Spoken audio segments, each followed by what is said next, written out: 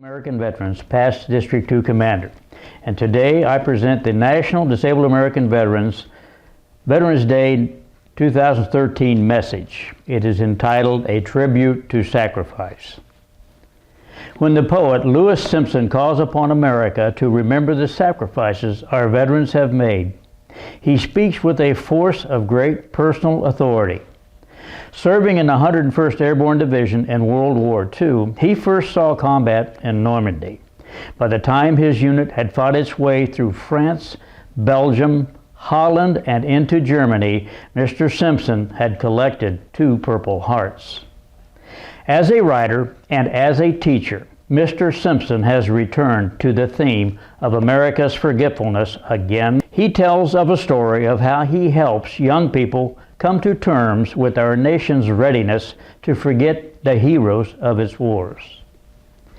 In his classroom, he steps up to the blackboard and writes the name of a place where a famous battle was fought in World War I. He then asks if anyone knows anything about this place. When none of his students raises a hand, he tells them about the battle.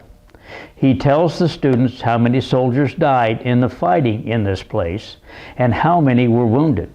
He talks about how the veterans of this battle believed their day would never be forgotten.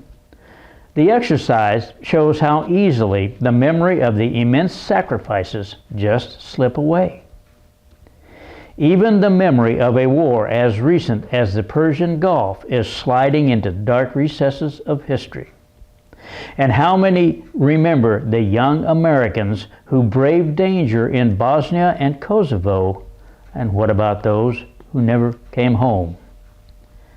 Praising our veterans and those who are still in the armed forces, another poet tells the truth in such elegant terms. Marianne Moore speaks of those whose spirits and whose bodies all too literally were this nation's shield and still are our shield. I wonder how many Americans really understand what military service means to our nation and how much our men and women in uniform put at risk. Not enough, that is certain. We live in a nation of people who take their freedom for granted, as if their liberty had not been purchased with the blood, sweat, tears, and in too many instances, the lives of the men and women in our armed forces. Too many Americans take peace for granted, as if no member of our military had ever risked danger or the possibility of losing a limb or their lives to make peace a reality. Like Lewis Simpson, we should be outraged by this thoughtless disregard. And like him, we should speak out. We must come together to keep the torch of memory alive. That is what Veterans Day is all about. So much is at stake for you, for me, for every citizen in our nation. Think of this. If the people of our country maintain a full awareness of what veterans have accomplished for America, they would not put up with it when some of our political leaders try to block funds needed to keep the VA healthcare system up to date.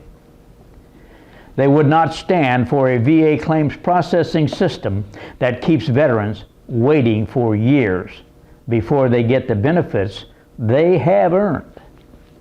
They would not stand by as widows are cast into poverty. In most cases, the government turns off the benefits the moment a veteran dies. They would be displaying their appreciation, their respect for those who have preserved our liberties. Nor would they treat another solemn day of observance, i.e. Memorial Day, as some kind of rite of summer rather than what it is, a day to revere those who sacrificed life itself in the wars and armed conflicts. When I think about the need to encourage Americans to respect their veterans, I recall the terrorist bomb that ripped through the Marine barracks in Beirut, Lebanon, in autumn 1983. And I remember the story of a young Lance Corporal who suffered burns all over his body in that explosion. After he was rescued, he lay in a hospital absolutely still.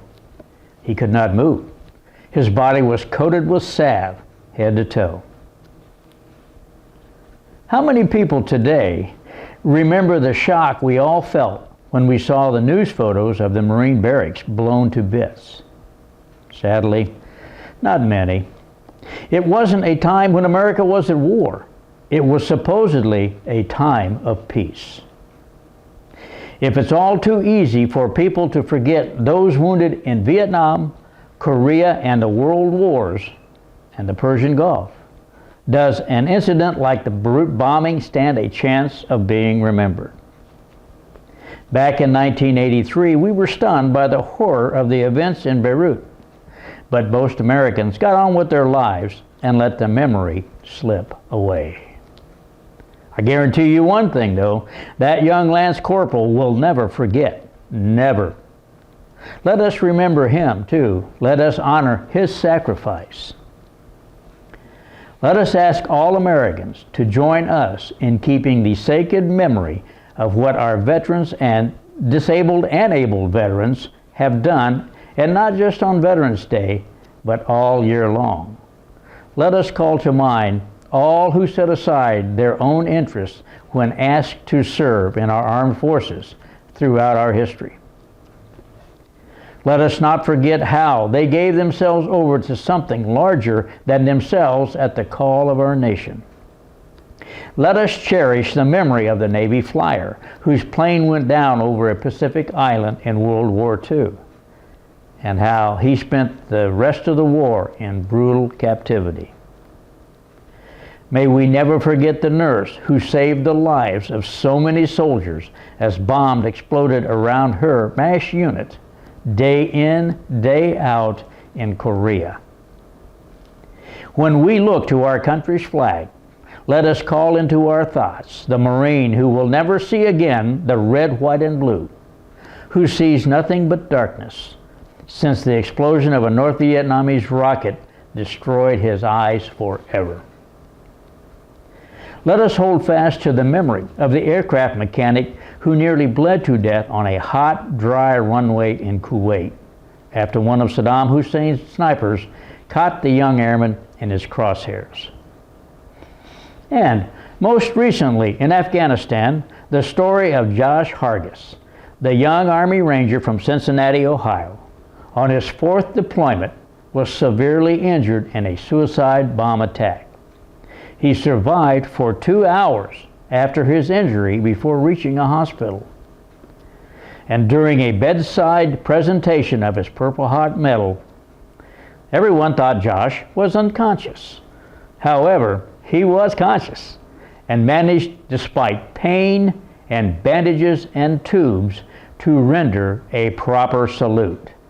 That was a tear-producing moment for me. These are ordinary folks, and they are America's heroes. They are ordinary people who did extraordinary things in the cause of our nation. Such men and women represent the very best of our country. They deserve only the best that a grateful nation can provide them. They should not be turned away when they go to a VA medical center, clinic, or nursing home seeking treatment. There should be a place for them. When they put in a claim for VA benefits, they should not have to face years of red tape and waiting. They should be accorded the dignity they earned through their service to our nation. And no veteran should ever be denied a job he or she can do because of a disability. Yet such injustice takes place every day. The DAV and the other veterans service organizations share in the struggle for the heart and conscience of the citizens of this great nation. Let us all make that our struggle. Let us all seek to win the hearts of our fellow Americans. Let us pledge to do whatever we can to help America display the respect she owes her veterans. Never believe that your own personal contribution to the cause doesn't make much difference. Your contribution matters. Oh yes, it matters a great deal. Your contribution will help everything to bring us one step closer to justice for veterans.